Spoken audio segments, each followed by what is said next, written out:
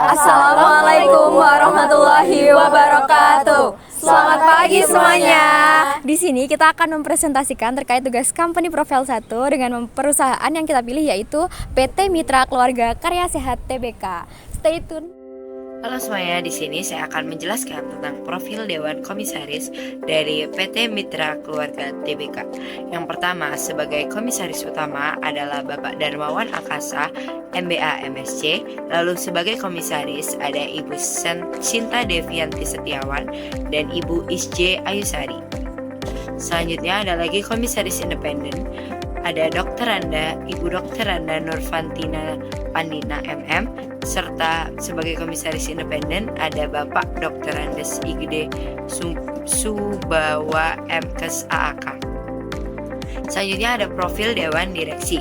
Sebagai direktur utama ada Bapak Insinyur Rustian Oen MBA. Sebagai direktur ada Ibu Joyce F. Handayani MBA. Lalu sebagai direktur ada lagi Ibu Dr. Ana Kristina Dian Anggre. Dapat komposisi pemegang saham, di mana pemegang saham terbesar dimiliki oleh PT Gria Insani Cakra Sadaya dengan tipe lebih dari 5% dengan jumlah nilai saham 8.942.813.300 rupiah dengan persentase 64,3%. Lalu Insinyur Rustian Oen MBA dengan beliau menjabat sebagai direksi dengan jumlah nilai saham yaitu 181.661.600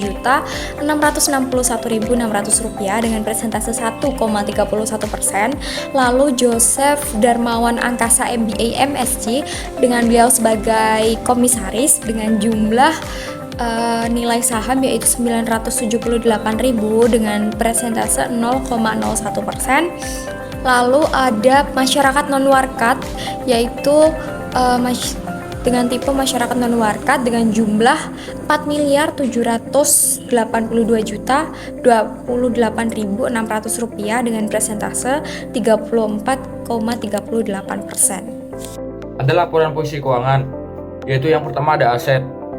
Aset dibagi menjadi dua. Yang pertama ada aset lancar pada tahun 2024 yang berjumlah 3.328.580.380.340 rupiah. Yang kedua ada aset tidak lancar yang mencapai 4.926.660.326.940 rupiah.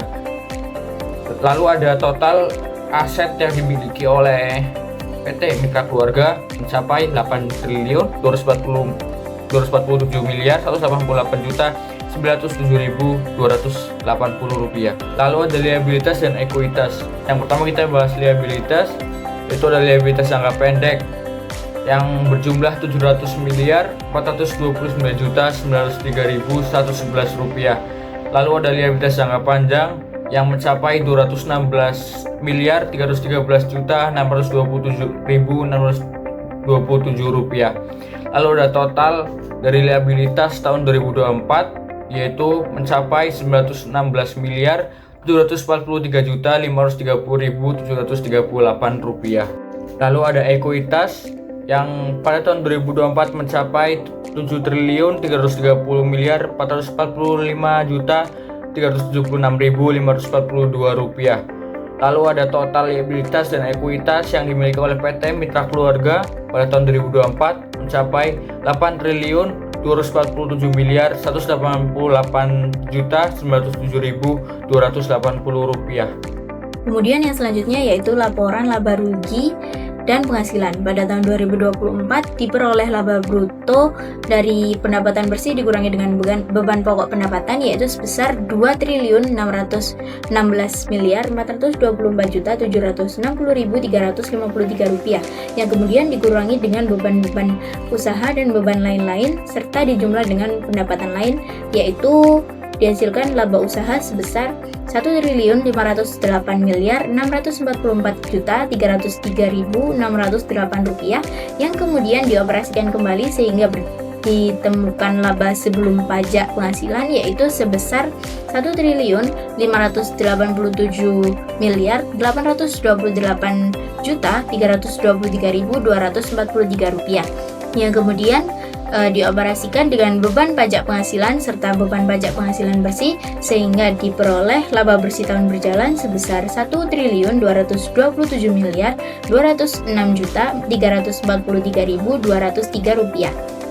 Dari laba bersih tahun berjalan ini dioperasikan kembali dengan penghasilan komprehensif lain sehingga diperoleh total penghasilan komprehensif tahun berjalan sebesar 1.296.096.552.040 rupiah yang kemudian dijumlahkan dengan total laba bersih yang didapat, yaitu diperoleh hasil 1.227.206.343.203 rupiah yang kemudian dijumlahkan kembali dengan total penghasilan komprehensif sehingga ditemukan totalnya 1.296.096.552.040 rupiah. Kemudian diperoleh laba bersih per saham dasar dan dilusian.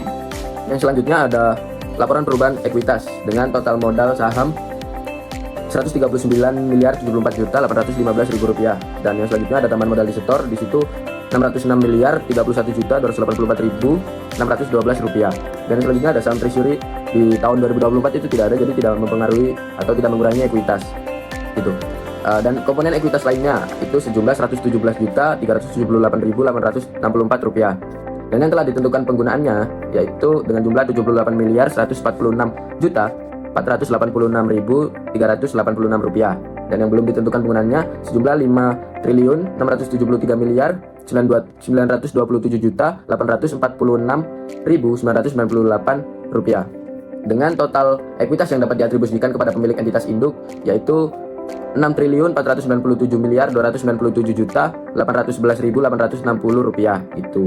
Dan kepentingan non pengendali hak ekuitas bagi pemilik minoritas di anak perusahaan dengan jumlah 833.147.564.682 rupiah dengan seluruh ekuitas total ekuitas pemilik induk plus non pengendali yaitu 7.330.445.376.542 rupiah. Oke, selanjutnya saya akan membahas terkait laporan arus kas dari PT Mitra Keluarga. Kalau kita lihat yang pertama ini ada arus kas dari kegiatan operasi. Ini bisa dilihat bahwa akun paling dominan di sini dengan uang tunai bersih sebesar 1.712.912.731.527 di tahun 2024. Nah, ini nunjukin bahwa bisnis utama mereka itu sangat kuat dan sehat. Kedua, kita lihat ada arus kas dari kegiatan investasi. Angkanya itu nunjukin minus sekitar 998 triliun lah. Dan angka minus ini itu bukan hal yang buruk, justru positif. Karena berarti perusahaan itu sedang menginvestasikan uangnya untuk pengembangan di masa depan, seperti beli peralatan medis baru atau memperbaiki atau menambahkan fasilitasnya dan sebagainya. Nah, kalau untuk slide kedua nih, kita beralih ke arus kas dari kegiatan pendanaan. Angkanya ini juga minus ya, sekitar 505 triliun lah. Ini tuh juga positif karena nunjukin bahwa perusahaannya itu sedang membayar utang atau membagikan keuntungan kepada pemegang saham. Jadi kesimpulannya, laporan arus kas ini nunjukin bahwa kondisi finansial PT Mitra Keluarga itu sangat kuat sebenarnya.